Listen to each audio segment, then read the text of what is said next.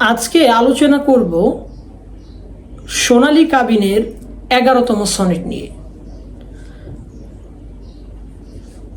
এই 11তম সনেটের আমরা এর আগেও বলেছি যে অধিকাংশ সনেট এখানে 8-6-4 অর্থাৎ 18 মাত্রার পর্ব বিন্যাসে লেখা। তো এখানে তিনি বলেছেন যে আবল্য শুনেছি মেয়ে বাংলাদেশ জ্ঞানের আতুর। আমরা জানি যে আতুর অতীতে আতুর শব্দটা কিন্তু অনেক পুরাতন।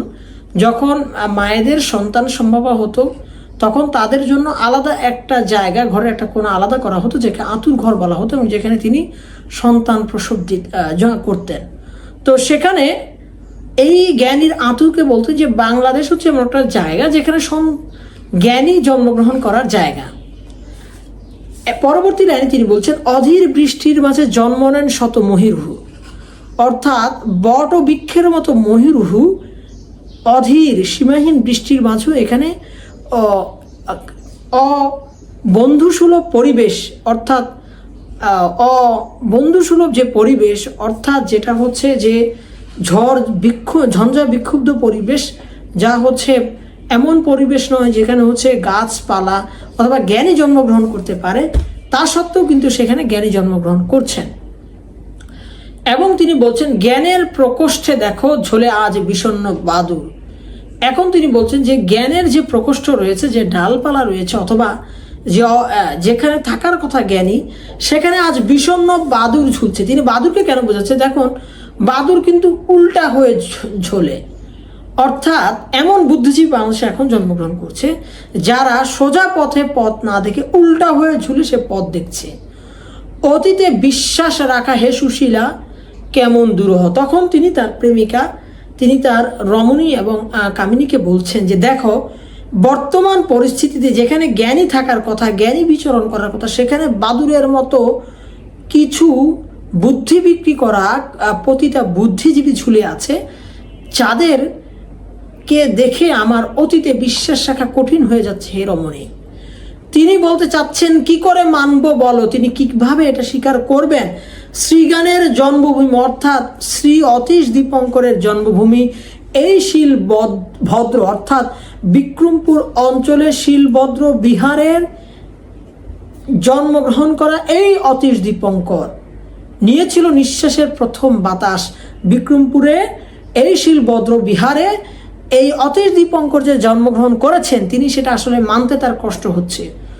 অথচ শিলভদ্র বিহার বলা হয় এ কারণে যে এই বিহারে নালন্দা বিশ্ববিদ্যালয়ের বিখ্যাত বাঙালি আচার্য এবং পণ্ডিত শিলভদ্র পাঠদান করতেন, এবং তার নাম অনুপাতে এখানে শিলভদ্র বিহার করা হয়েছে।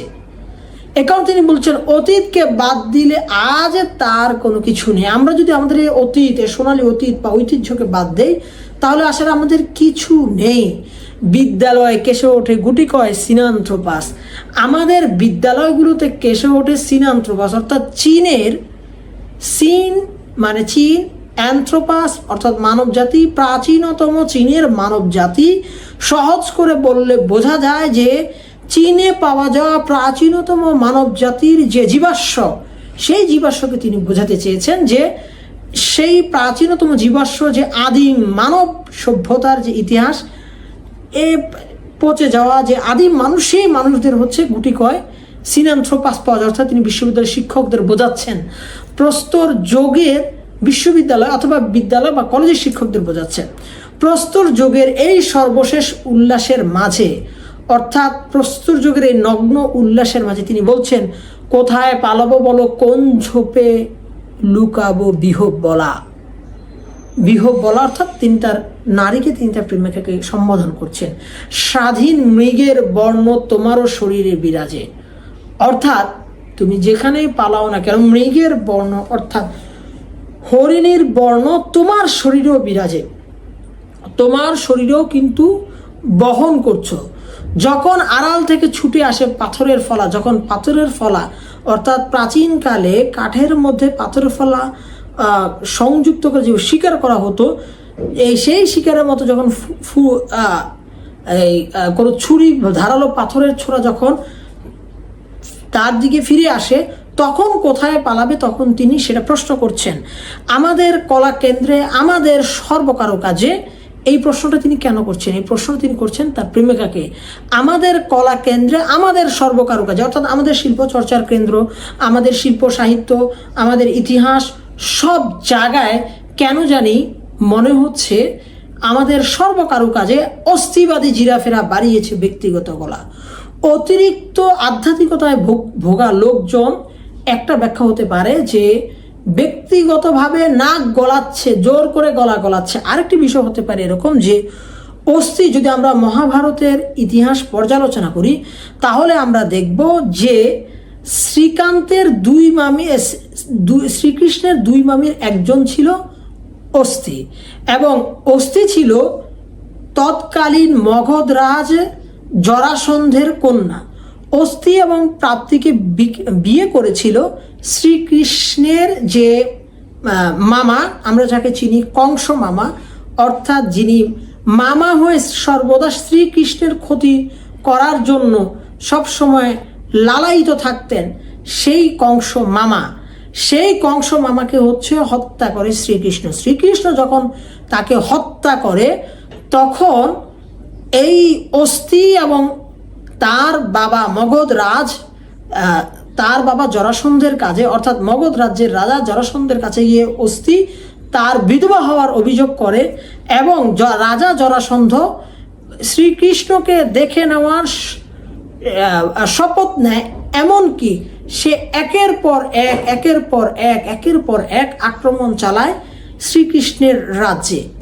এবং শ্রীকৃষ্ণের রাজ্যে এই যে আক্রমণ চালানো, অযথা কারণহীন আক্রমণ চালানো, ব্যক্তিগত উদ্দেশ্য চরিতার্থ করার জন্য, অর্থাৎ তার মেয়েরা কেন বিধবা হয়ে গেল শ্রীকৃষ্ণের কারণে, এ কারণে তার রাজ্যে বারবার যে আক্রমণ করে চলা, সেই অর্থ কিন্তু হতে পারে।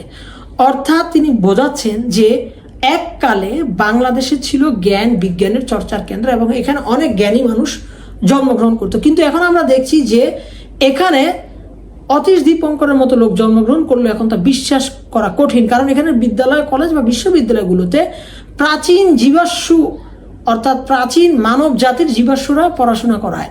তাদের আধুনিক বাস্তবতা সম্পর্কে কোনো জ্ঞান নেই, এবং তারা এতটাই প্রভাবশালী যে তারা বাদুড়ের মতো জ্ঞানীর জায়গায় দখল করে রয়েছে।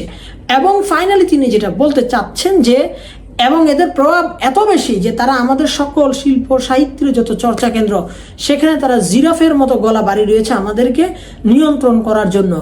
অথবা কংস মামার স্ত্রী অস্থি এবং প্রাপ্তির মতো প্রতিহিংসা পরাপর হয়ে তারা কেন জানি বারবার ঝাঁপিয়ে পড়ছে আমাদের শিল্প সাহিত্যের রাজনীতি যে সুন্দর একটা ভূমি রয়েছে সেই বাংলাদেশে। আর এই বাংলাদেশকে তিনি তুলনা করেছেন শ্রীকৃষ্ণের রাজ্যের সাথে।